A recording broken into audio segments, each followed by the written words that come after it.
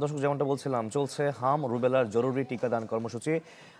এই নিয়ে আরো খবর জানাতে নবাবগঞ্জ এবং চাঁদপুর থেকে যুক্ত হয়েছেন আমাদের সহকর্মীরা। আমরা প্রথমে চলে যাচ্ছি নবাবগঞ্জ উপজেলা স্বাস্থ্য কমপ্লেক্সে, যেখানে রয়েছেন জিনিয়া কবির সূচনা।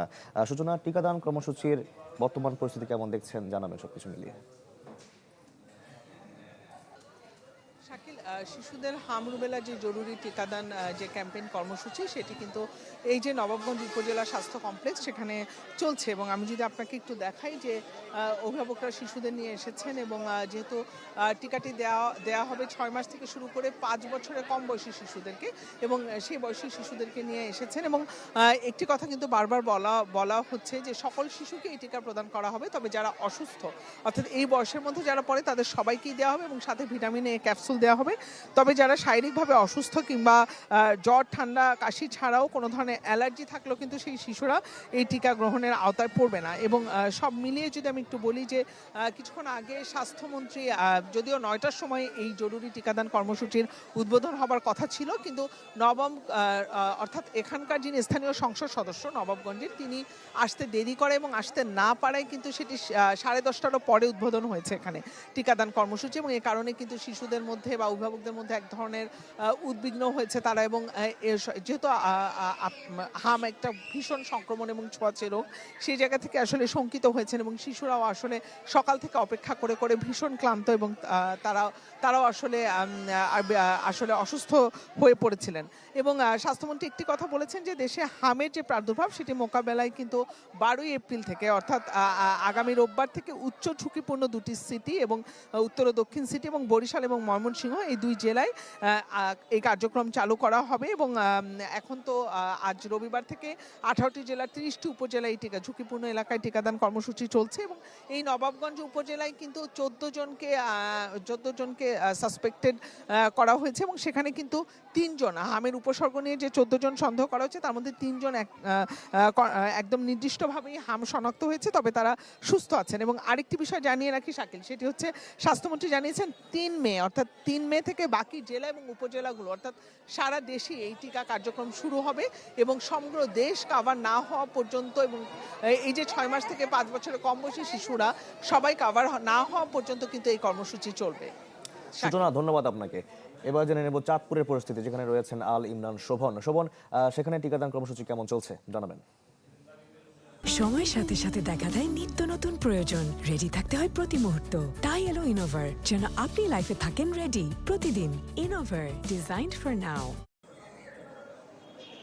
সকাল থেকেই চাঁদপুর জেলার 488টি কেন্দ্রে একযোগে হামের টিকাদান কার্যক্রম শুরু হয়েছে। সকালে এর উদ্বোধন করেন চাঁদপুরের সিভিল সার্জন নূর আলম দিন, তিনি এই কার্যক্রম উদ্বোধন করেন। জেলা স্বাস্থ্য বিভাগ জানিয়েছে জেলা এবার হামের যে টিকা এর লক্ষ্যমাত্রা নির্ধারণ করেছে 72,874 জন শিশুকে টিকাদান দেওয়া হবে এবং টিকা থেকে কোনো শিশু যাতে বাদ না পড়ে সেজন্য তারা ব্যাপক মনিটরিং করছেন।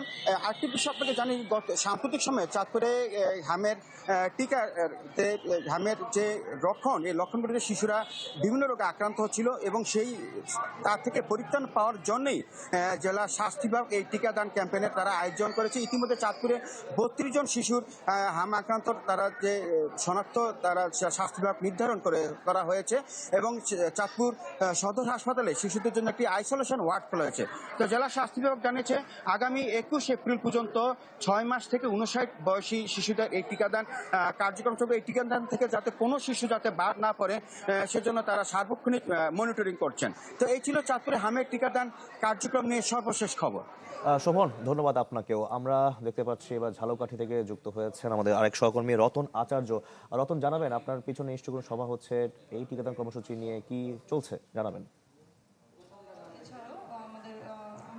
সাকিল, আমি এই মুহূর্তে রয়েছি নল সিটি যে উপজেলা স্বাস্থ্য কমপ্লেক্স রয়েছে, সেই উপজেলা স্বাস্থ্য কমপ্লেক্সে কিছুক্ষণ আগেই কিন্তু এই যে টিকাদান কর্মসূচি সেটা কিন্তু শুরু হয়েছে। এই টিকাদান কর্মসূচির উদ্বোধন করেন চেয়ারপারসনের উপদেষ্টা ডাক্তার জিয়াউদ্দিন হায়দার। এছাড়াও কিন্তু এখানে উপস্থিত রয়েছেন সিভিল সার্জন হুমায়ুন কবির এবং উপস্থিত রয়েছেন বরিশাল বিভাগীয় স্বাস্থ্য পরিচালক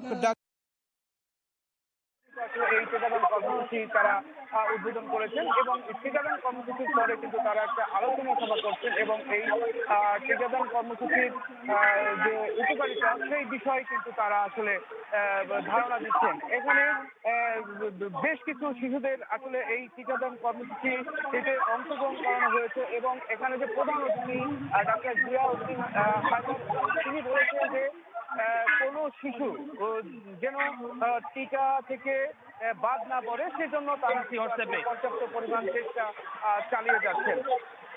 কিন্তু এখানে যারা রয়েছেন তারা বলছেন যে আসলে আগামী থেকে জুন মাসে যে টিকাদান কর্মসূচি নিয়মিত যে টিকাদান কর্মসূচি থাকে সেই টিকাদান কর্মসূচি কিন্তু চলমান থাকবে। এখন যে টিকাদান কর্মসূচি হচ্ছে তাতে সেটা কোনো বাধাগ্রস্ত হবে না।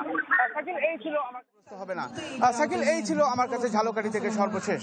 রতন, ধন্যবাদ আপনাকেও। দর্শক, টিকাদান কর্মসূচির খবর জানাচ্ছিলেন আমাদের সহকর্মীরা।